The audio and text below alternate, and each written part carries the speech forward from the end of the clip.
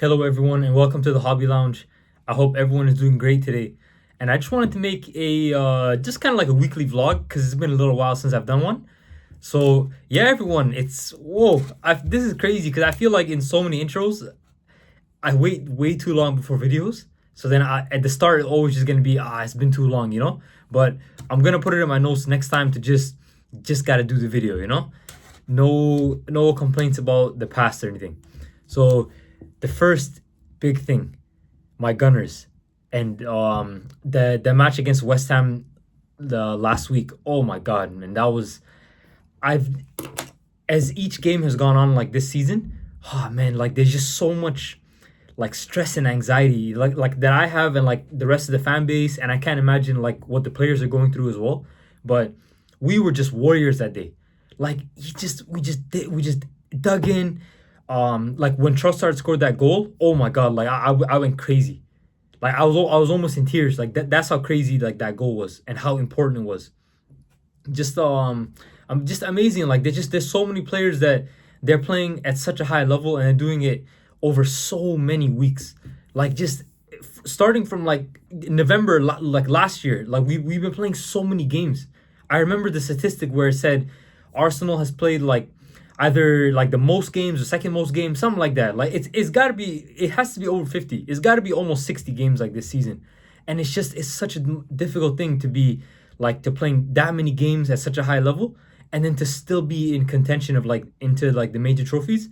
Like I'm just so proud. I'm just so proud of our team, man. Like honestly, they the match against Atletico Madrid when we like beat them and we went to Champions League final, like it was just so emotional. And then to see at the end, all of our players, the coach, our coaching staff, like everyone associated with the club, just going around and like thanking everyone at the Emirates, and it's just like you can see on the fans like how much that meant to us.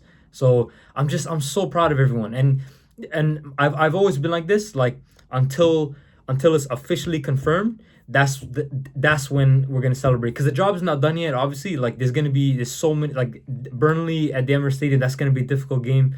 Last game of the season against Crystal Palace at Selhurst Park. That's gonna be difficult.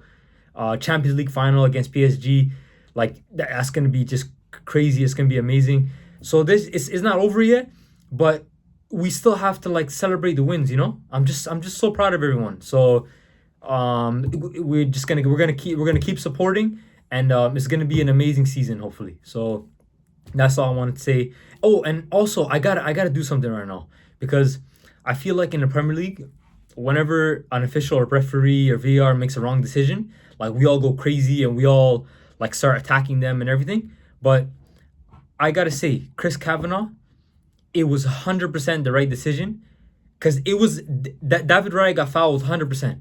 Whatever bias I seen the meltdown after, and I've made a video previously about how like Arsenal fans and Arsenal like as a club, like how we're treated is we get treated so much differently than anyone else, and we will literally be doing the same thing as other clubs, but when we do something, it gets criticized. There's like a meltdown, and it's just yeah, like I know everyone wanted us to drop points that game, but yeah, like the key thing was this. Not only was he being like grabbed, he like his when you grab a goalkeeper's like arm, that's gonna be a foul. Like I can't believe like it's even like a debate. But no doubt we have to think about the human aspect, and Chris Kavanagh being sent to VAR and then having to watch that in front of all the West Ham fans.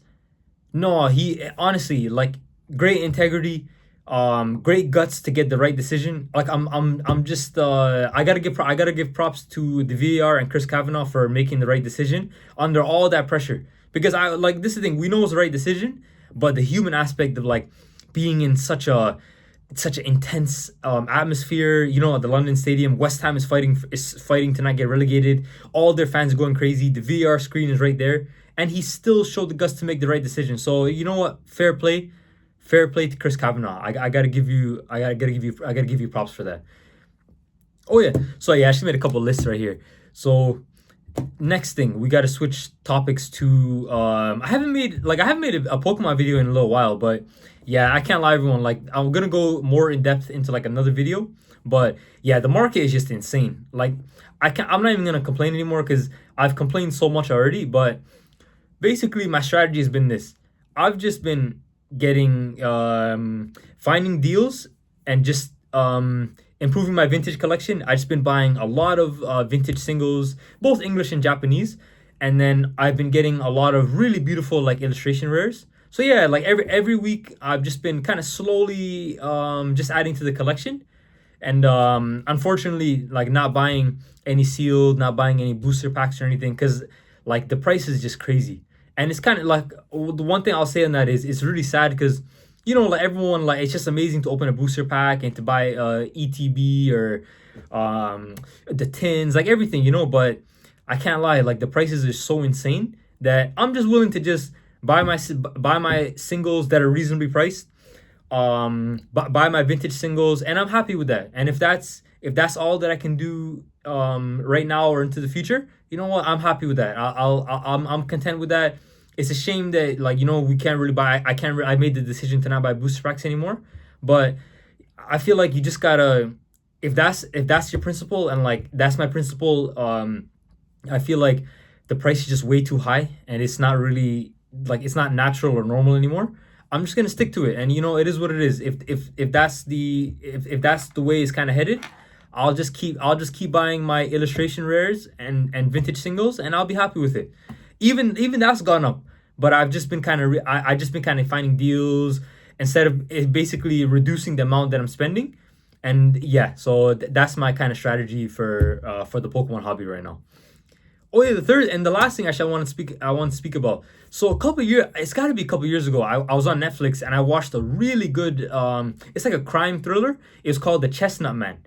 And then I was just kind of going through because I wanted to watch something. And one thing that I really want to watch, I'm gonna do in the future is Shogun. So that show is it's on the list right now.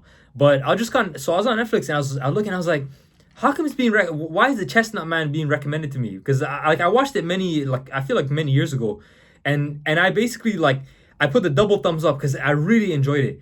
And then I clicked it and it hit me. It's like, oh, it's another season. So I watched the first episode of the second season yesterday. I believe the season was called Hide and Seek, and it's so honestly it's a Danish TV show, crime thriller. If you're really into that like that kind of genre, it's a really good show. I really recommend that you guys should watch it. Going off the first season, I really enjoyed it. It had me hooked to the end. Like that's all I'm gonna say. No spoilers, but yeah. And then one thing I'll say about that, I swear, I love watching those kind of crime thrillers, especially at nighttime. But I'm not gonna be on no like macho man like type thing. Sometimes I get scared. Like I can't lie to you. If I'm watching it in because my setup is like either in my room, the lights are off, and I have like my like lamp thing here, or I watch in the living room. And I swear, whenever I watch these shows at nighttime, whenever it gets to like the very creepy kind of scary parts, I gotta stop myself from like opening my phone because I'm not even opening my phone to like use it. I'm just opening it to like distract myself from like that creepy kind of scary scene. But you know what? Yeah, I battled through it and I got through it, and it worked, and it was a good episode. So I'm happy with that. And yeah, I just wanted to say, huge love everyone. It's been a little while since I made a video, so I wanted to just upload a vlog. I find that I gotta really, whenever a topic goes into my head, just make a video. Like I've said that so many times, but yeah, I gotta really kind of get that into like my plan.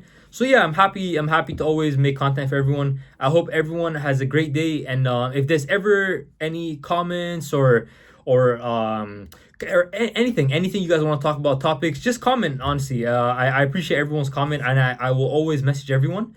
Huge love everyone. I hope you guys have a great rest of your day.